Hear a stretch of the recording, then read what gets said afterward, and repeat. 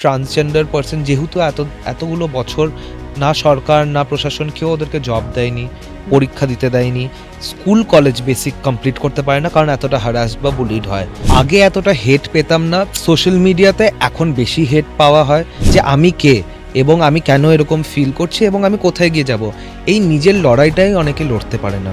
Voter কার্ডটা বানাতে হবে, প্যান কার্ডটা করতে হবে, you get it by right, by your birth right, but trans পার্সনসরা কিন্তু বাই বার্থ রাইট পায় না। এটা সবার মনে রাখা উচিত যে pride March, the first pride March was a riot. এটা কিন্তু রায়ট ছিল। বলছে স্কুলে যেতে দেবে না, কলেজ ছাড়িয়ে দেবে, আইডেন্টি কার্ড সব কিছু পুড়িয়ে ফেলছে। আমাদের অনেক কমিউনিটি মেম্বারদের মারা যেতে হয়েছে এটার জন্য। আমাদের মূলত কাজ যেই সব বাড়িতে অত্যাচার হয় বাচ্চাদের উপরে, মা বাবাকে বোঝানো, মা বাবার থেকে রেস্কিউ করে আনা, তারা কোনো রকম প্রফেশনে না যেতে পেরে এই সেক্স ওয়ার্ক যারা হিজড়ে প্রফেশনে আছে। অনেক কথা জানতে চাই কিন্তু তার উত্তর পাই না। অনেকেরই অনেক প্রশ্ন থেকে যায়, কিন্তু তার উত্তর কিভাবে পাওয়া যাবে? আজ অনেক প্রশ্নের উত্তর দিতে আজ স্টুডিওতে রয়েছে Bodhisattva Ghosh. Bodhisattva practising advocate at circuit bench, Jalpaiguri of Kolkata high court এবং শিলিগুড়ি প্রাইড ওয়ার্কের ফাউন্ডার মেম্বার। আজ রয়েছে আমাদের সাথে স্টুডিওতে শিলিগুড়ি লাইভের বিশেষ অনুষ্ঠান শিলিগুড়ি টক্সে। আজকের এপিসোডে আমাদের অতিথি বোধিসত্ত্ব ঘোষ। নমস্কার বোধি। নমস্কার, থ্যাংক ইউ সো মাচ আমাকে এখানে ডাকার জন্য, এবং আমি এক্সাইটেড এই পডকাস্টের জন্য। ওকে বোধি, প্রথমে জিজ্ঞেস করি কেমন আছো? ভালো আছি, আশা করি এইভাবে যাতে ভালো থাকতে পারি। সো ওকে বোধিকে যদি জিজ্ঞেস করি, বোধি তো আজ এই জায়গাটায় আসা, এই জায়গাটা এখন দাঁড়িয়ে থাকা এবং অনেকগুলো মানুষের যদি বলি বিশ্বাসের একটা জায়গা বোধিসত্ত্ব। ক্রমশ আমাদের পডকাস্টে উঠে আসবে কেন লোককে বিশ্বাস করে বোধিকে, কেন ওই জায়গাটা দেয়। তো বোধির একদম ছোটবেলায় ফিরে যাই। ছোটবেলাটা কেমন ছিল বোধি? কোন স্কুল, কেমন গেছে ছোটবেলা? ভালো ছিল। শিলিগুড়িতেই পড়াশোনা হয়েছে এবং শিলিগুড়িতেই স্কুল করা হয়েছে, তারপর বাইরে কলকাতায় গিয়ে কলেজটা করি। ভালো ছিল। তার মধ্যেও কোথাও গিয়ে হয়তো মনে হতো যে আমি আলাদা, এবং সেই আলাদাটা বুঝতে পারিনি কি কারণ আশেপাশে ম্যাগাজিনে, টিভিতে, সিরিয়াল, মুভিজ বা পাড়ার প্রতিবেশী কোথাও আমার মতন কাউকে দেখতে পেতাম না। তো আমার জন্য জিনিসটা খুব এলিয়েন ছিল, ফরেন কনসেপ্ট ছিল, এবং যখন সবাই ঠাট্টা করতো এই নিয়ে, মাঝে সাঝে এগুলো হতোই, এবং আমার মতন আই থিঙ্ক সবাই যারা কমিউনিটিতে বিলং করে মোস্টলি সবাই এগুলো টু সাম এক্সটেন্ট ফেস করে থাকে। তো বুঝতে পারতাম না যে আদৌ তারা ঠিক করছে না ভুল করছে, বাট খারাপ লাগা তো ছিলই তার মধ্যে। তো যত বড় হলাম জানতে পারলাম যে আমার মতনও অনেকজন এক্সিস্ট করছে এবং তারা আছে। আস্তে আস্তে ভিজিবিলিটিটাও বাড়লো, সমাজে এটা নিয়ে চর্চা শুরু হলো। তখন বুঝতে পারলাম যে না, অতটাও ভুল ছিলাম না, এবং আমার মতন যে কাউকে দেখিনি সেটাও একটা রিজনের জন্যই দেখিনি, কারণ অ্যাকসেপ্টেন্স, ভিজিবিলিটি কিছুই ছিল না, এবং পরবর্তীকালে কিছু হলেও দেখতে পেয়েছি। আচ্ছা, যখন এই ব্যাপারটা হতো ছোট থেকে যে কাউকে আমার মতো দেখতে পাচ্ছি না, নিজেকে হয়তো এলিয়েনের মতো লাগছে, তখন বাড়িতে বা কাউকে খুব কাছের কাউকে বা বাড়ির লোকজনকে যদি বলি, খুব ছোটবেলাতে তো বাবা মাই থাকে বা ভাই বোনরা থাকে, তাদের সাথে কোনোদিন ডিসকাস করেছো ব্যাপারটাকে নিয়ে? মানে তা নিয়েই ডিসকাশন করব যেটার ব্যাপারে আমার আইডিয়া আছে, সেই জিনিসটা নিয়ে কিভাবে ডিসকাস করব যেটা আমিও ফিগার আউট করেই যাচ্ছি, যেটা আমি খুঁজছি, যে জিনিস আমি এখনো পাইনি বা বুঝিনি সেটা নিয়ে কিভাবে ডিসকাস করব কারোর সাথে। এবং এটা আমার খুবই একান্ত ব্যক্তিগত এবং পার্সোনাল এক্সপিরিয়েন্স, কারণ ছোটোবেলায় যারা ইউথ, এলজিবিটি কমিউনিটির বাচ্চারা যারা আছে তাদের জন্য খুবই প্রবলেম্যাটিক একটা সিচুয়েশন, এবং এক একটা ঘরের এক এক রকম গল্প। অ্যান্ড আমার যেটা মনে হয় যে মেজরিটি গল্পটাই খুব স্যাড গল্প, যেটা এক্সপিরিয়েন্স হয়। বাট বাকি যারা আছে, মানে আমি আমার জন্য বলতে গেলে কোনোদিনও বলে উঠতে পারিনি of course about the bullying, about যাই ঘটনা ঘটেছিল এবং ঘটে থাকে আমাদের মতন মানুষের সঙ্গে, ওগুলো কিছুই বলতে পারিনি। এরকম না যে মা বাবা জায়গাটা দেয়নি, আমার মা বাবা, আমি ওয়ান অফ দোজ লাকি যে আমার মা বাবা খুবই সাপোর্টিভ এবং তারা সবসময় আমার পাশে থাকে, কিন্তু কাউকে বলে উঠতে পারিনি কারণ নিজেও বুঝে উঠতে পারিনি যে কি হচ্ছে এগুলো আমার সাথে, এবং মানুষে যদি ঠাট্টা করে থাকছে বা বুলি করে থাকছে কেন করছে, আমি তো নিজেকে অ্যাবনর্মালি দেখছি না, বাট এই লোকের দৃষ্টি কোনটা বুঝতেই অনেক বছর চলে গেছিল। বা স্কুলে এমন কোনো ফ্রেন্ড বা হুম। কিছু, সবচেয়ে বেশি বুলিংটা কোন সময় হয়, স্কুলে না কলেজে? এক দুবার তো স্কুলে অফকোর্স ফেস করেছি, tuitions, public places, gatherings, extended relatives, extended family, এইসব জায়গায় গিয়ে কোথাও গিয়ে একটা মানে মেলি ভাব নিয়ে কথা বলা যে হ্যাঁ ও তো একটু মেলি, ও এরকম কেন সাজে, সেটা কোনোদিনই মানে কম ছিল না, এবং ওটা ক্রমশ বেড়েইছে। এবং এখন যে বড় হয়েছি, এখন যে আমি নিজেকে একদম ট্রুয়েস্ট সেলফে আমি নিজেকে তুলে ধরেছি বা আমি নিজেকে অ্যাকসেপ্ট করেছি, এই অ্যাকসেপ্টেন্সটা তো মানে একটা লড়াই, অন্য কারোর সঙ্গে বেশি নিজের সঙ্গে লড়াই, যে আমি কে এবং আমি কেন এরকম ফিল করছি এবং আমি কোথায় গিয়ে যাব। এই নিজের লড়াইটাই অনেকে লড়তে পারে না, কারণ তাদের ওই প্রিভিলেজটা থাকে না, তাদের ওই এনভায়রনমেন্টটা থাকে না যেখানে তারা তাদের সত্তাটাকে মেনে নেবে বা আরও এক্সপ্লোর করবে, সেটা থাকে না কখনোই। এবং ক্রমশ ওটা তো চলে যাচ্ছে, সে আমাদের জন্য রাস্তায় হেঁটে যাওয়া বা কোনো বিয়ে বাড়িতে যাওয়া বা কোনো আত্মীয় স্বজনের বাড়িতে যাওয়া বা অনলাইনেই কোনো কিছু পোস্ট করা, সব জায়গায় কমেন্টস তো পাস হবেই, যদি নাও হয় স্টেয়ার্স, মানুষ যেইভাবে তাকিয়ে থাকে, হয়তো ভালো বলছে হয়তো খারাপ বলছে, বাট তুমি বুঝতে পারবে যে হাঁটলে যে লোকজন একটা বাজে নজরে দেখছে বা কিছু বাজে মন্তব্য পাস করছে, এগুলো হতেই থাকে, তো it's probably part of life. এখন এখন সবকিছুর ক্ষেত্রে ওটা একটা হুম। নর্মাল হয়ে গেছে। নর্মাল না করে নিলে তো বেঁচে থাকা যাবে না, রাস্তায়ও হাঁটা যাবে না, বা নিজেকে পুরোপুরি কভার্ড করে চলতে হবে, তো সেগুলো তো অপশন ডেফিনেটলি না। আমরা সব জায়গায় আছি, আমরা ছিলামও, এবং প্রত্যেকটা প্রফেশনে আমরা আছি এবং যাচ্ছি, আমরা কাজও করছি, এবং দরকার যে আমাদের মতন মানুষরা সব ক্ষেত্রেই প্রফেশনাল হয়ে দাঁড়াক, এবং নিজেদের শুধু সেক্সুয়ালিটিটাকে নিয়ে যাতে না মানে আমাদেরকে চিহ্নিত করা হয়। আচ্ছা, বৌদিকে বলি যে বৌদি যেহেতু এখন কোর্টে তুমি যাচ্ছ, কোর্টে প্রথমে যাওয়াটা, কোর্টে যাওয়ার সময়টা একটু শুনি, তোমার কত সাল থেকে, কোন বছর থেকে তোমার কাজ? তো আমি 2020-তে পাস করেছি আমার এলএলবি, এবং তারপর থেকেই প্র্যাকটিস শুরু করতে পারি না, কারণ 21-এ কোভিড চলতে থাকে, তারপরে পরের বছর থেকেই আমি প্র্যাকটিস শুরু করে দিই, এবং প্রথমে আমি স্টার্ট করি HRLN দিয়ে, হিউম্যান রাইটস ল নেটওয়ার্ক। তো ওখানে আমি ট্রান্সজেন্ডার রাইটস, ডিসেবিলিটি রাইটস এবং SC/ST মাইনরিটি রাইটস নিয়ে আমরা হচ্ছে কি পিটিশন ফাইল করতাম, PILs করতাম, রিট পিটিশনস করতাম, এবং এটাই আমাদের এরিয়া অফ ওয়ার্ক ছিল। ওখানে 1 বছর করার পরে আমি কর্ণাটকা হাইকোর্টে প্র্যাকটিস করি। ওখানে CLPR বলে একটা অর্গানাইজেশন, যার কমপ্লিটলি ট্রান্স রাইটস নিয়ে কাজ করে। তো এরকম যেরকম ট্রান্সজেন্ডারদের আধার কার্ড বানিয়ে দেওয়া, বা কোনো গভর্নমেন্ট এমপ্লয়ি, বাট সেই গভর্নমেন্ট অর্গানাইজেশনটা তার নামটা চেঞ্জড নেম অ্যাকসেপ্ট করছে না, তার ট্রান্সজেন্ডার কার্ড অ্যাকসেপ্ট করছে না, পাসপোর্ট অথরিটিস তারা ট্রান্সজেন্ডার কার্ড অ্যাকসেপ্ট করছে না।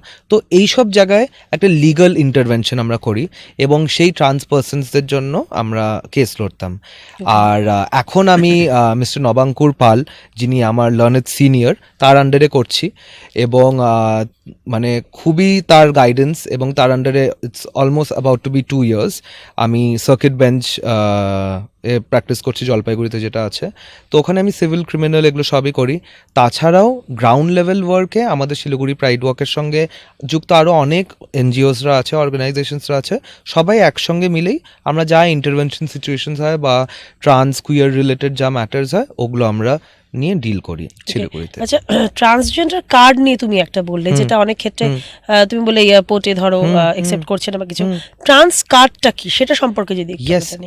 তো আমাদের হচ্ছে গিয়ে প্রথমে একটা নালসা জাজমেন্ট বার হয় 2014-এ, নালসা জাজমেন্টটা বার হয়। তারপরে তখন বলা হয় যে একটা থার্ড জেন্ডার ফর্ম করা হচ্ছে, যেটা ট্রান্সজেন্ডার পার্সনসরা থাকবে, যেটাতে অনেকের বিরোধিতা করেছে, যেটা আমিও পার্সোনালি বিলিভ করি যে থার্ড জেন্ডার মানে কি, ফার্স্ট জেন্ডারটাকে ছেলেরা পুরুষ আর সেকেন্ড জেন্ডারকে ফিমেল, তাই জন্য থার্ড জেন্ডার ট্রান্সজেন্ডার। তো যাই হোক, ওটা ছেড়ে যদি আমি কথা বলি, তো এই ট্রান্সজেন্ডার স্বীকৃতিটা পাওয়ার পরে এত বছর পরে গিয়ে সে একটা transgender rights to protection act বার হয় 2019-এ, এবং রুলস বার হয় 2020-তে। তো ওই অ্যাক্টের আধারে এই transgender right two protection act 2019 আধারে যে তোমার একটা টিজি সার্টিফিকেট দরকার, টিজি identity card, transgender identity card, যেটা গভর্নমেন্টের পোর্টাল আছে, পোর্টালে গিয়ে অ্যাফিডেভিট করে একটা নিউজ পেপার পাবলিকেশন করে তোমাকে ওটাকে জমা দিতে হবে এবং ডিস্ট্রিক্ট ম্যাজিস্ট্রেটের কাছে যায় এবং ডিস্ট্রিক্ট ম্যাজিস্ট্রেট ওটা অ্যাপ্রুভ করলে একটা টিজি কার্ড বেরিয়ে আসে। ওকে, এটার এই কি আছে, মানে এটা যদি বলি প্রফিট কি আছে? যারা প্রফিট, যে তুমি যদি একজন ট্রান্সজেন্ডার মানুষ হয়ে থাকো, তোমার কি অস্তিত্ব লিগালি বা as a citizen, Aadhaar card তো তোমার নেই, প্যান কার্ড নেই, ভোটার কার্ড নেই, পাসপোর্ট নেই, তো তোমার সিটিজেনশিপের অস্তিত্বটা কি? বা ট্রান্সজেন্ডার মানুষরা মানে আমাদের বেদ পুরাণের থেকে এক্সিস্ট করছে, তখন থেকেও তাদের উল্লেখ আছে এবং ট্রান্স পার্সনসরা ভেরি ওয়েল এই সমাজেই থাকতো এবং অনেক যুগে, অনেক মিডিয়েবল টাইমসেও মানে অনেক হাই র্যাঙ্ক ও পোস্টে তারা ছিল। বাট এখন কেন গিয়ে এরকম এতটা ডাউনফল? বিকজ এটা মানে একটা কলোনাইজেশনের ব্যাপার ছিল, যেখানে তাদেরকে একটা সেপারেট অ্যাক্টে ঢুকিয়ে দেওয়া হয়, আর এখন তাদের কোনো রকমের আইডেন্টিফিকেশন নেই। তো এই টিজি কার্ডটা তাদের প্রমাণপত্র এবং তাকে ভ্যালিড হিসাবে ঘোষণা করতেই হবে। এটা সরকারের এবং কোর্টের নির্দেশে হচ্ছে এবং সেই কার্ডটা যদি তার থাকে তাহলে তার একটা আইডেন্টিটি কার্ড থাকবে। কারণ অনেকেই, যেরকম আমি তোমাকে একটু ছোট করেই বোঝাচ্ছি, ধরো কেউ চেঞ্জ করলো, ট্রানজিশন করলো, ছেলের থেকে মেয়ে হলো, তো তার ছেলে নেমটাকে ডেড নেম বলবে, তো সেই ডেড নেমটা তো সে আইডেন্টিফাই করছে না। ওখানে যেই পুরুষের ছবিটা, পুরুষের নামটা জেন্ডারে লেখা যে মেল, সে তো নিজেও আইডেন্টিফাই করছে না। তো তার জন্য তো তার একটা আলাদা আইডেন্টিফিকেশন লাগবে। তো ওই আইডেন্টিটি কার্ডটা হচ্ছে কি টিজি কার্ড। এই টিজি কার্ডটা এরকম একটা অস্ত্র যেটা দিয়ে তুমি সব কিছু চেঞ্জ করতে পারবে। তোমার নাম, তোমার আধার কার্ড আপডেট করে, তোমার ভোটার কার্ড আপডেট করে, প্যান কার্ড আপডেট করে, সব কিছু আপডেট করে তোমার ডেজিগনেটেড, যেটা তোমার প্রেফার্ড জেন্ডার এবং যেটা তোমার প্রেফার্ড নাম, সেটা তুমি চেঞ্জ করে রাখতে পারবে। ওকে, টিজি কার্ডটা, ইয়েস, মানে টিজি কার্ডের মধ্যে আসছে হচ্ছে ট্রান্স, যারা হচ্ছে যারা ট্রান্সজেন্ডার পারসন, ট্রান্সজেন্ডার হ্যাঁ, পার্সন তারা হ্যাঁ, আসছে। হ্যাঁ। আচ্ছা, ট্রান্সজেন্ডার পার্সনের ক্ষেত্রে যদি বলি, যদি আমরা গুগল করি, তাহলে ট্রান্সজেন্ডারের ক্ষেত্রে চলে আসবে ইজুরা যারা আছে তারা। তো সেক্ষেত্রে ট্রান্সজেন্ডারের ক্ষেত্রে তারা কারা আসছে, মানে স্পেশালি কার্ডের ক্ষেত্রে? ট্রান্সজেন্ডার একটা আমব্রেলা, এটা একটা আমব্রেলা কনসেপ্ট বা umbrella term if I would say. ওখানে ট্রান্স ম্যানরা আছে যারা মেয়ে থেকে ছেলে হয়, রূপান্তরকামী, তারা হয়ে গেল ট্রান্স ম্যান। ট্রান্স উইমেন যারা ধরো ছেলের থেকে মেয়েতে ট্রানজিশন করে। তারপর ইন্টারসেক্স, যারা ওরকমই একটা বায়োলজিক্যাল অ্যানাটমি নিয়ে জন্মায়, তারা হয়ে গেল ইন্টারসেক্স। এর মধ্যে আছে জেন্ডার কুইয়ার, জেন্ডার নন কনফার্মিং, নন বাইনারি, মানে হয়তো ছেলে বা মেয়ে কোনোটার মধ্যেই আইডেন্টিফাই করতে পারছে না, বা দুটোরই একটা মিশানো একটা রূপ। তো এগুলো সবই ট্রান্সজেন্ডার আইডেন্টিটির মধ্যেই পড়ে। এবং ইভেন যদি ট্রান্সজেন্ডার টিজি অ্যাক্টটার মধ্যে আপনি দেখেন, ওখানে ডেফিনেশনও আছে। ডেফিনেশনে দেওয়া আছে যে trans man, trans women, intersex person, gender queer যারা আছে, জেন্ডার নন কনফার্মিং, এরা সবাই এই ট্রান্স আমব্রেলার আন্ডারে পড়ে। তাহলে এলজিবিটি কিউ প্লাস যদি জিজ্ঞেস করি, যেহেতু এই প্রসঙ্গটা আসলো, হ্যাঁ। সেটা তুমি আমাকে একটু ইলাবোরেটলি বলো যে এই পুরো ওয়ার্ডিং স্টার মানে, বা অনেকেই জানে না এবং অনেকেই এখন জানে, সেক্ষেত্রে একটা Absolutely. LGBTQIA+, LGBT, L is lesbian, G gay, B bisexual, T transgender, Q queer, I intersex, যেটা বললাম যে কিভাবে জন্মায়, different biological anatomy, A asexual, যারা প্রবাবলি রোম্যান্টিক হয় বা এ রোম্যান্টিক হয়, বা তাদের কোনো সেক্সুয়াল ফিলিংস হয় না কারোর প্রতি, তারা অ্যাসেক্সুয়াল। আর A+ বলা হয় কারণ আমরা সবাইকেই অ্যাকসেপ্ট করি যারা নিজেদেরকে ডিফারেন্ট ভাবে, বা যাদের সেক্সুয়ালিটি বা সেক্সুয়াল ওরিয়েন্টেশন আলাদা এবং তারা মনে হয় যে তারা left out from the society, আমরা তাদেরকেও অ্যাকসেপ্ট করি। মানে তোমার এই কার্ডটার মধ্যে পড়ছে হচ্ছে এল, বি, এরা কয়েকজন পড়ছে না, কিন্তু বাকি ট্রান্স থেকে অনেকেই পড়ছে, তাই তো? ট্রান্সজেন্ডার পুরো কমিউনিটিটাই পড়ছে। ওকে, ট্রান্সজেন্ডার পুরো কমিউনিটিটাই পড়ছে, জাস্ট লেসবিয়ান, বাইসেক্সুয়াল, গে না, তারা তো রূপান্তরকামী না, তারা সমকামী, তাদের অ্যাট্রাকশন সেম সেক্সের উপরে। বাট দেন ট্রান্সজেন্ডার, তাদের অ্যাট্রাকশন ছেলের প্রতি হতে পারে, মেয়ের প্রতিও হতে পারে, বা ট্রান্সজেন্ডারের প্রতিও হতে পারে, বা কারোর প্রতি না অ্যাট্রাকশন হতে পারে, বাট তারা রূপান্তরকামী। পারসিভ যেই সেক্স নিয়ে জন্ম হয়েছে ওটাতে আইডেন্টিফাই করছে না, তাই জন্যই তারা ট্রানজিশন করে তারা ট্রান্সজেন্ডার হচ্ছে। আচ্ছা, শিলিগুড়িতে তোমার হুম। কেন মনে হলো, যেহেতু তুমি শিলিগুড়ি হুম। প্রাইড ওয়াকের ফাউন্ডার, তো হুম। তোমার কেন মনে হলো শিলিগুড়িতে হুম। আহ, এমন একটা কমিউনিটি থাকা দরকার যেখানে তুমি যে অদৃশ্য ব্যাপারটা ছোট থেকে দেখছিলে যে আমি হুম। একটা এলিয়েনের মতো বা হুম। কিছু হুম। একটা, আমি হুম। আলাদা, যদি আমার কাছে এটা হুম। আলাদা মনে হয় না। হ্যাঁ। তো যাই হোক, কিন্তু আমার মতো আরো অনেকে আছে, তাদেরকে আমি একসাথে করব, হুম। হুম। একসাথে থাকবো, শিলিগুড়িতে একসাথে একটা কমিউনিটি হবে, এটা হুম। কেন মনে হলো? ডেফিনেটলি, কারণ এই পরিকল্পনাটা কোনো পরিকল্পনা ছিল না। এটা উইথ টাইম হয়েছে এই জিনিসটা পুরোটা। এবং স্টার্ট হয়েছে, আমি আগেও বলেছিলাম যে আহ, আমার বোন, যিনি একজন প্রফেশনাল, তিনি একজন থেরাপিস্ট।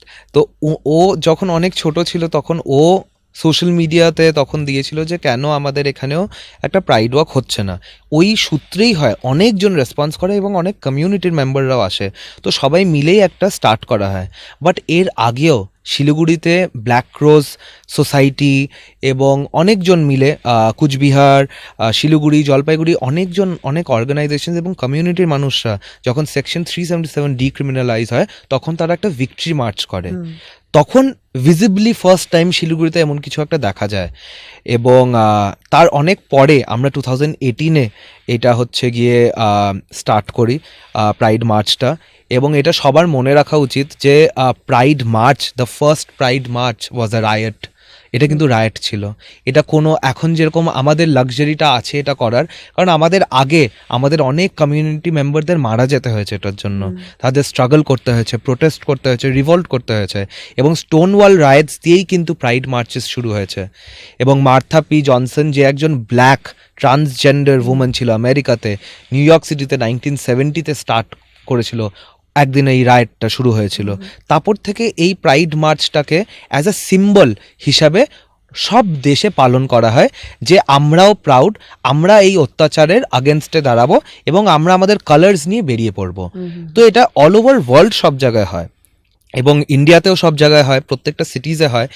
এবং শিলিগুড়ির মতন একটা ছোট শহরে করা, অফকোর্স ডেফিনেটলি ওটা আপনারা যদি কমেন্ট সেকশনে যান দেখেই নেবেন। মানে ইটস স্যাড যে এখনও till date, even last year প্রাইডের পরে, যেখানে কত বাচ্চারা, কমিউনিটির মেম্বার্সরা স্কুলে পড়ে, কলেজে পড়ে, প্রফেশনালস, বড়রা, সব রকম মানুষরা, যারা স্ট্রেট, যারা অ্যালাইজ, যারা সাপোর্ট করে, সবাই মিলে হাঁটছে। এবং ওখানে কমেন্টস আসছে যে বুলডোজার নিয়ে আসো, একবারে পিষে ফেলে দেব, বা পুলিশ কেন এদের উপরে কিছু অ্যাকশন নিচ্ছে না। তোমরা হয়তো জানো না, যেহেতু আমরা অপ্রেসড, আমরা লটাকে বেশি মানি এবং আমরা ল এবং কানুন কায়দায় বেশি থাকি। তো আমরা প্রত্যেকবার যে প্রাইড ওয়াক করি, আমাদের কাছে পুলিশের থেকে প্রোটেকশন, পারমিশন যা যা দরকার ওগুলো সব নিয়ে, এবং তাদেরকেও ইনভাইট করি আমাদের হেলথ ক্যাম্পস বা আমাদের প্রাইড মার্চে, তাদেরকে ইনভাইটও করি, পার্টও নিতে বলি এবং প্রোটেকশনও দিতে বলি, আর পারমিশনটাও নিই। তো এগুলো নিয়েই আমরা করি। যেহেতু কলকাতায় হয়ে থাকে, এবং আমি ছোটোবেলায় যখন, মানে ছোটোবেলা বলতে অনেক আগেই গেছিলাম, যখন খুব ভালো লেগেছিল যে হঠাৎ করে নিজের মতন দেখতে এতগুলো মানুষ একসঙ্গে মাথা উঁচু করে হেঁটে বেড়াচ্ছে, খুব সুন্দর ফিলিং ছিল।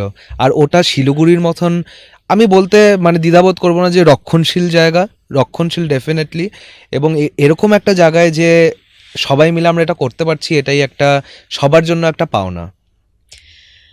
আচ্ছা, প্রাইড ওয়াকের ক্ষেত্রে যদি বলি, আনন্দের একটা দিক থাকে, একটা পজিটিভ থাকে, যে আমি একটা শুরু করেছি, এটা থাকছে একসাথে, পজিটিভ দিক থাকে। প্রত্যেকটা জিনিসের তো পজিটিভ নেগেটিভ মিলিয়ে। একদম। তুমি বলেছো 2018-তে তুমি শুরু করেছো, এটা 2025, আমাদের সামনেই তো প্রাইড ওয়াক আছে নাকি?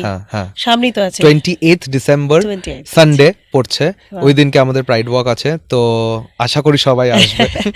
ডেফিনেটলি আমার সাথে দেখাই হয় প্রতি বছর, নিশ্চয়ই। যদি বলি এতগুলো বছরে কি কি পরিবর্তন দেখো, কি কি অপছন্দের জায়গা, কি কি পছন্দের জায়গা প্রাইড ওয়াকে, কারণ অনেক নতুন মেম্বাররা আসে। যদি বলি সমস্ত ক্ষেত্রেই অনেক নতুন মেম্বার আসা, পুরনোরা থাকবে, বর্তমান থাকবে, নতুনও আসবে। তো সেক্ষেত্রে এমন কোনো দিক দেখতে পাও যেটা খারাপ লাগে, বা অনেকে হয়তো কথা শুনতে চায় না, এরকম কিছু আছে? খারাপ লাগার জায়গাটা, মানে একটা এনজিও বা একটা অর্গানাইজেশন চালানোর জন্য অনেক ওপিনিয়নের ডিফারেন্স তো হয়, বাট আমি খুবই ব্লেসড যে শুরুর থেকে কয়েকজন আমাদের প্রাইড ওয়াকের মেম্বার্সরা আছে, তারা টিল ডেট এখনও আছে। এরকম কেউ হয়নি যে ছেড়ে চলে গেছে বা সে আর ভলেন্টিয়ার করছে না, কারণ কোনোটাই পেড ওয়ার্ক না, আমরা পুরোটাই একটা অর্গানাইজেশন, আমরা সেলফ ফান্ডিং আপাতত তাই আমাদের চলছে এবং আমরা এইভাবেই চালাচ্ছি। কেউ একটা কোনো টাকাও ক্লেম করে না, বাট দেন সবাই ভলেন্টারিলি এই কাজটা করে যায় এবং যারা শুরুর থেকে ছিল মোস্টলি সবাই এখনও আছে, যেটা একটা পাওনা। খারাপ লাগার মধ্যে থেকে মনে হয় আগে এতটা হেট পেতাম না, সোশ্যাল মিডিয়াতে এখন বেশি হেট পাওয়া হয়, কারণ আমি জানি না, প্রবাবলি এটা একটা ট্রেন্ডও যে সোশ্যাল মিডিয়াতে বাজে কথা বলা বা গালি দেওয়া বা এই কিবোর্ড ওয়ারিয়ার্স। তো এখন দেখি আরও বেশি নোংরা কমেন্টস, আর যেমন প্রাণে মেরে ফেলা বা এরা কেন মারা যাচ্ছে না, এইসব জিনিস বলা খুব হার্টফুল। মানে জানি না, তোমার কিছু খারাপ করছি না, তোমার জন্য লড়ছি না, আমরা আমাদের একটা মাইনরিটি কমিউনিটির জন্য লড়ছি যাদের কোনোদিনও কোনো রাইটস পাইনি, মানে লিগালি, পলিটিক্যালি, সোশ্যালি, ইকোনমিক্যালি কোথা দিক দিয়েও পাইনি, কোনো রাইটসই পাইনি। তো তারা যদি একটা দিন সেলিব্রেট করে, ওটা খারাপ কি? আর ওখানে বাজে কথা বলারও মানেটা আমি ঠিক খুঁজে পাই না। না হয়তো এরকম কোনো ক্ষেত্রে হতে পারে যখন ধরো খারাপ কিছু কমেন্ট আসছে, হুম সেটার মধ্যে হয়তো এমন কিছু দেখতে হুম। পেয়েছে, যদিও বা খারাপ কমেন্ট তো আসবে, ভালো হুম। খারাপ মিলিয়ে হ্যাঁ, সমস্তটা, তাই না? নিশ্চয়ই সেটা নিয়ে এতদিন যখন যুদ্ধ নিশ্চয়ই করে মাথা উঁচু করে এগিয়ে চলা, তখন নিশ্চয়ই। তো সেটাকে একসেপ্ট করতেই হুম হবে। হুম হুম কিন্তু সেক্ষেত্রে খারাপ কমেন্টসের ক্ষেত্রে কোনো সময় মনে হয়নি যে এমন কি খারাপ হয়ে গেল, বা করে একটু রিমাইন্ড করে দেখা, একটু হুম ফাস্ট ফরওয়ার্ড করে দেখা হুম।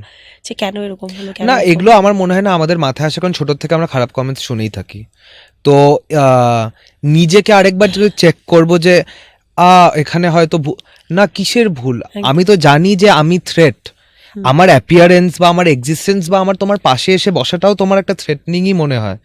তো এইসব জিনিস এক্সপিরিয়েন্স আমাদের ছোটোর থেকেই আছে, প্রবাবলি সবারই, কমিউনিটি মেম্বারের সবাই এগুলো ফেস করে থাকে, এবং রাস্তাতেও হাঁটার সময়, পাবলিক প্লেসেও থাকাতে একটা ওই জিনিস, একটা ওই থ্রেটটা থেকেই যায় যে এই কিছু একটা বলে ফেললো, এই কিছু একটা গালি দিয়ে দিল, ঠিক আছে? তো এইসব জিনিস তো করেই থাকে।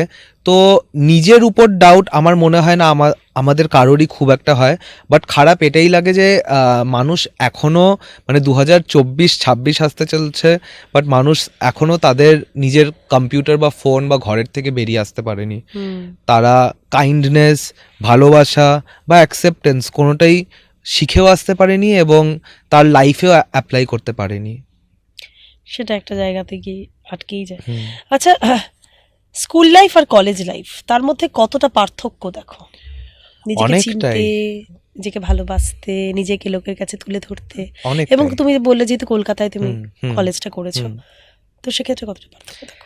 ফার্স্ট কলকাতার মতন একটা শহরে আমি পড়তে পেরেছি আমার প্রিভিলেজের জন্য, অ্যান্ড শিলিগুড়ি থেকে গিয়ে পড়া অ্যান্ড ওখানে থাকা আমার জন্য তো খুব একটা ভালো ব্যাপার ছিল, প্লাস খুব সুন্দর শহরটা, অনেক কালচারাল, আর্ট, সব দিক দিয়ে মানুষ, খুবই ভালো লেগেছিল।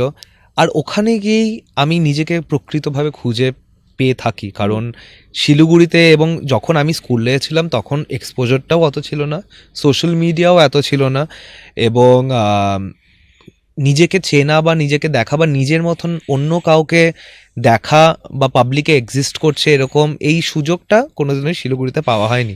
বাট হ্যাঁ, একটা সত্তা ছিল নিজের, যেটা লুকিয়ে রাখাটাই ভেবেছিলাম নর্মাল, এবং কলকাতায় যাই, নিজেকে ডিসকভার করি আরও বেশি, এবং আমার মতন অনেকজনকে দেখি। ফার্স্ট টাইম প্রাইড মার্চে যাই, প্রাইড প্যারেডস দেখি, তারপর দেখি ওখানে অনেক ডেভেলপমেন্ট বলতে লোকজন এগিয়ে আসছে, ট্রান্সজেন্ডার পার্সনসরা জবে যাচ্ছে, কাজ করছে। অফকোর্স অপারেশন সব জায়গায় আছে, দুর্নীতি আছে, করাপশন আছে, ডেফিনেটলি, এবং ট্রান্সজেন্ডার লাইফস বা কুয়ারদেরকে নিয়ে কেউ ভাবেও না খুব একটা।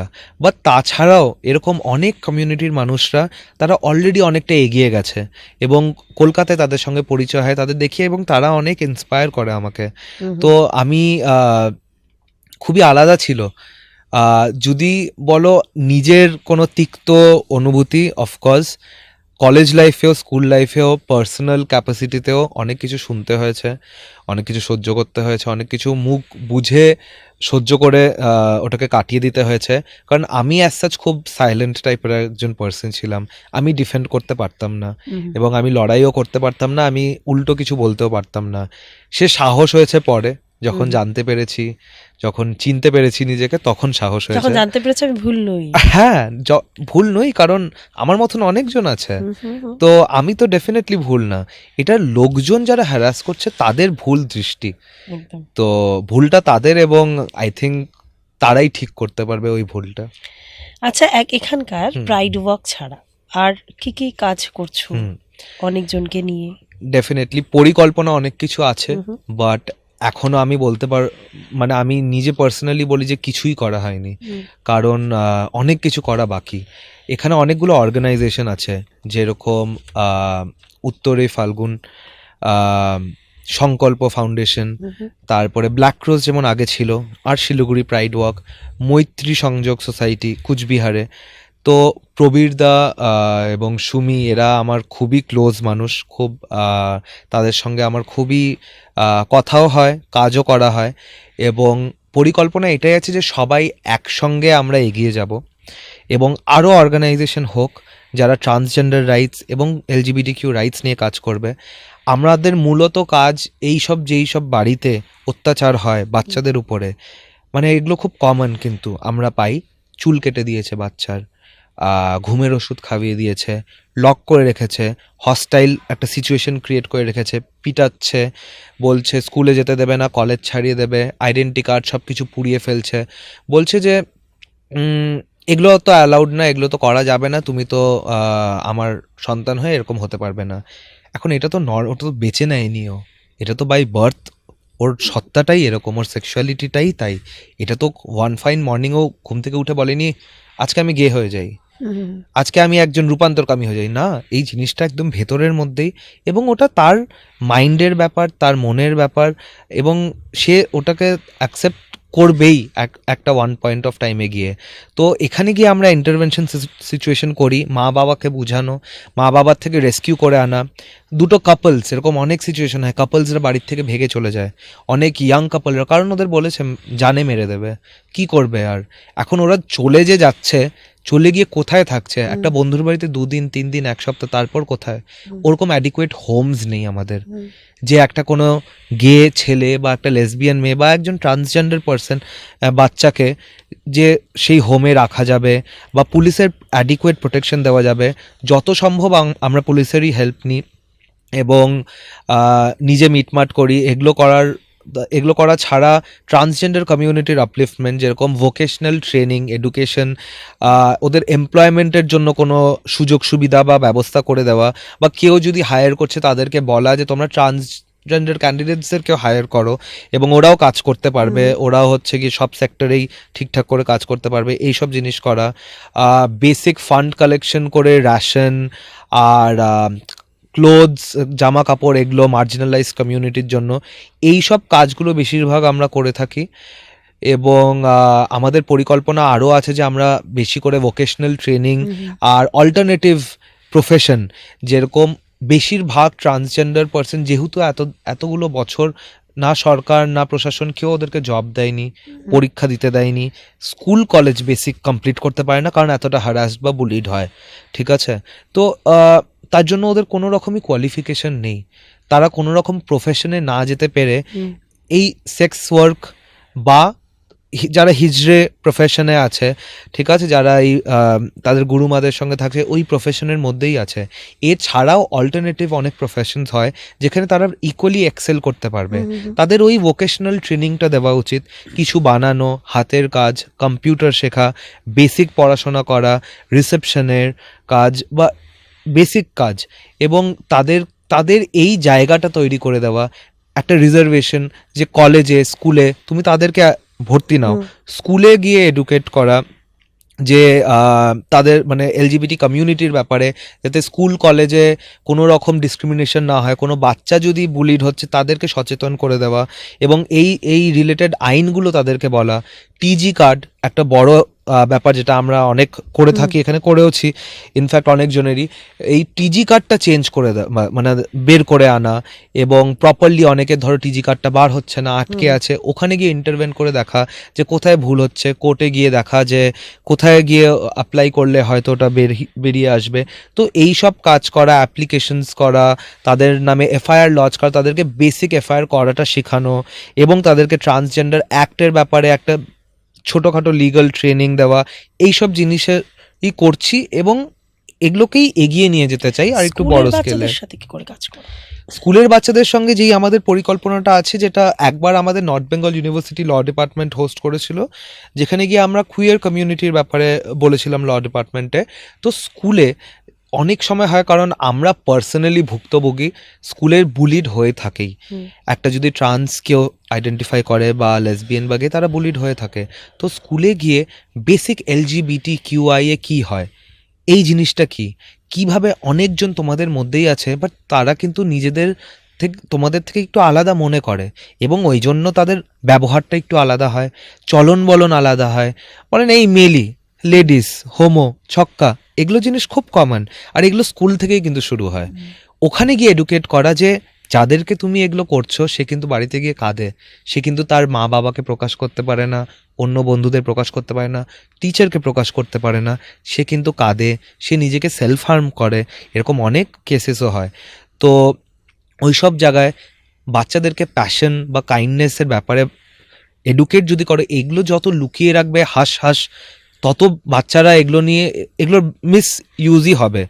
এগুলো যদি proper sex education, proper gender education যদি বাচ্চাদেরকে স্কুল থেকে দেওয়া হয়, যেমন অনেক স্কুলে হয় এবং বড় বড় শহরে তো ডেফিনেটলি হয়, তো এগুলো দরকার। অনেক অনেক টাইমে আমাদের লেজিসলেটিভ এবং আমাদের জুডিশিয়ারিও বলেছে যে বাচ্চাদেরকে proper sex education, proper gender education দেওয়া উচিত। একদম। তো এগুলো আই থিঙ্ক খুব নেসেসারি স্কুলে। আচ্ছা, এসআইআর নিয়ে তো এখন হ্যাঁ। ফর্ম ফিল আপ নিয়ে তো প্রচুর একটা প্রবলেমের একটা জায়গা তৈরি হচ্ছে, বিভিন্ন ক্ষেত্রে আমরা খবর পাচ্ছি এবং আমরা খবর করছি বিভিন্ন ক্ষেত্রে। তো সেক্ষেত্রে যারা কমিউনিটিতে রয়েছে, তুমি যেহেতু একজন লয়ার, তো সেক্ষেত্রে তুমি কিভাবে পথ দেখাতে পারবে? এসআইআর করছেন, খুব ভালো কথা, এসআইআর হচ্ছে, কিন্তু আমার যেখানে অ্যাজ আ আইনজীবী বা অ্যাজ আ সোশ্যাল অ্যাক্টিভিস্ট বা as a representative of the community, আমার মনে হয় যে এটাকে এইভাবে করো যেটা এটা ইনক্লুসিভ হয়। কারণ ট্রান্সজেন্ডার পার্সনরা বা এলজিবিটি কমিউনিটির মানুষরা কি সিটিজেন না ইন্ডিয়ার? তাদের কি ইকুয়াল রাইটস নেই? তাদের তো সংবিধান তো ইকুয়াল রাইটস দিয়েছে তাদেরকে ইকুয়ালভাবে ট্রিট করতে হবে, এবং যা লাগু হচ্ছে সবার উপর, তাদের উপরেও লাগু হবে। তো এসআইআর ফর্মে কিভাবে একটা মানুষ, মানে একটা ট্রান্স পার্সন বা একটা কুইয়ার পার্সন, ওখানে একটা অপশন আছে রিলেটিভ এর ডিটেলস। অর্ধেক জনের তো কোনো কার্ডস বা আইডেন্টিফিকেশন কার্ডই নেই, কারণ এতগুলো বছর তো প্রশাসন বা গভর্নমেন্ট কোনো স্টেপ নেয়নি যে তাদের কোনো একটা আইডেন্টিফিকেশন হোক, তাদের প্রপার সব কার্ডস হোক, আইডেন্টিটি কার্ডস হোক, যেটা দিয়ে মানে তাদের সিটিজেনশিপটা প্রুফ করা যাবে। হঠাৎ করে তাদের রিলেটিভ বা মা বাবার প্রমাণপত্র দিতে হবে, অর্ধেকজন তো বাড়ি ছাড়া। মা বাবা, এরকম সিচুয়েশন হয় যে মা বাবা তাদের আইডেন্টি কার্ড সব নিয়ে রেখে দিয়েছে, আইডেন্টিটি কার্ড হারিয়ে গেছে, বাড়ি ছাড়া হতে হয়েছে, গুরুমার আন্ডারে বড় হচ্ছে, এরকম তো অনেকজন আছে। তারা কার্ডটা লিখবে, বেশিরভাগটাই এরকম। লাইক যদি আমি এখানের এই কমিউনিটির কথা বলছি, বেশিরভাগটাই তাই। তারা কোন রিলেটিভের নাম লিখবে? এবং তাছাড়াও আমাদের এই পুরো সিস্টেমটা এত স্লো যে অনেকের তো আধার কার্ড আজ টিল ডেট আপডেট করেনি। টিজি কার্ড বেরিয়ে গেছে, ওখানে তার প্রেফার্ড জেন্ডার এবং তার নতুন নামটা কিন্তু আছে, কিন্তু আধার কার্ডে কিন্তু সেই ডেড নেম, সেই পুরনো জেন্ডার, তার মুখও কিন্তু এখন মেলে না সেই আধার কার্ডের ছবির সঙ্গে, প্যান কার্ডের ছবির সঙ্গে, ভোটার কার্ড তো ছেড়েই দিলাম। তো এই যেই বড় প্রবলেমটা, যে তার যে আধার কার্ডের ডিটেলসটা দিতে হবে, বাট তার আধার কার্ডের ডিটেলস আর তার টিজি কার্ডের ডিটেলস তো আলাদা। তো এখন একটা ডিলেমায় পড়ে গেল যে টিজি কার্ডের বেসিসে আমি ভরবো নাকি আধার কার্ডের বেসিসে আমাকে ভরবো, কারণ আধার কার্ডের ডিটেলস তো দিতে হচ্ছে, বাট আধার কার্ড তো আপডেট করছে না আধার কার্ডের ডিপার্টমেন্ট। এই সব জায়গায় আমার মনে হয় government can help, law can help. কারণ যেই সব ট্রান্স পার্সনসরা আটকে আছে তাদেরগুলো ক্লিয়ার করো, আপডেট করো, খুব ছোট কাজ, খুব ছোট কাজ এটা কিন্তু অ্যাজ সাচ বড় কাজ না। কারণ আমরা কর্ণাটকা গভর্নমেন্টের কাছে আমি যখন করাতাম ওটা, মানে টিজি কার্ড আসার পরে আধার অফিসে আমি ডাইরেক্ট করে দিতাম, সেই ট্রান্সজেন্ডার পার্সনসরা আধার অফিসে যেত এবং তারা তাদের টিজি কার্ড দেখাতো, সঙ্গে সঙ্গে ওখান থেকে আধার অফিস আপডেট করে দিত। সিমিলারলি প্যান কার্ডটাও এইভাবেই আপডেট হয়ে যেত। এই প্রসেসটা তুমি যত লেন্দি করবে তত তুমি এদেরকে পিছিয়ে রাখছো। আর এগুলো বেসিক, তুমি ভাবো না তোমার কোনোদিনও কিন্তু জন্মের পরে এই চিন্তাটা হয়নি যে এই আধার কার্ডটা বানাতে হবে, ভোটার কার্ডটা বানাতে হবে, প্যান কার্ডটা করতে হবে। You get it by right, by your birth right. But trans পার্সনসরা কিন্তু বাই বার্থ রাইট পায় না, তাদের একটা লড়াই লড়ে যেতে হয় যে কোর্ট মানো যে আমি ট্রান্স পার্সন, দয়া করে আমাকে টিজি কার্ডটা বার করে দাও। সেই টিজি কার্ড নিয়ে অফিস ঘুরবো, পাসপোর্ট অফিস যাব, ভোটার কার্ডের অফিসে যাব, প্যান কার্ডের অফিসে যাব, আধার কার্ডের অফিসে যাব। অফিসে তোমাদেরও যেতে হবে, বাট জাস্ট নিজের কার্ডটা বার করতে। বাট একটা ওই ঝামেলার মধ্যে থাকতে হবে না যে চেঞ্জ করে দাও আমার জেন্ডার, চেঞ্জ করে দাও আমার নামটা।